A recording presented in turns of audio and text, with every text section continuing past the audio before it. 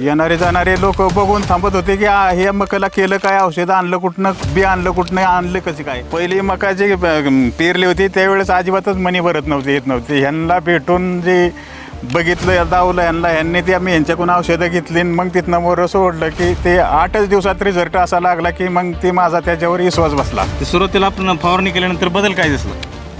बदल म्हणजे ती पानं मोठाली झाली आणि त्याला ते कंस लागले, तुरा टाकला आणि एकदम वाढ झाली त्याची. म्हणजे एकदम बदल झाला. म्हणजे पहिली जी मका होती तशी मनी भरत नव्हती अजिबात आणि गुरवाल्यांनी मागितली होती. शेतकरी मित्रांनो, या मक्याला आपण रामा गोल्ड स्टीम ग्रो फवारणी आणि 22 समृद्धी आणि रूट मॅजिक एवढंच या मक्याला सोडले. 2 आणि 3 डोसमध्येच हा पूर्णतः मका असे आलेले. येणारे जाणारे लोक बघून थांबत होते की हे मकाला केलं काय, औषध आणलं कुठनं, बी आणलं कुठनं, आणलं कशी काय. सुरुवातीपासून शेवटपर्यंत येऊन बघत होते, विचारत होते आणि मी गुरवाल्यांना मग दिली नाही. गुरवाल्यांनी मागितली होती 2000 रुपये पांडाने. म्हणलं हे मी उत्पन्न काढणार आणि मग बघणार तुम्ही.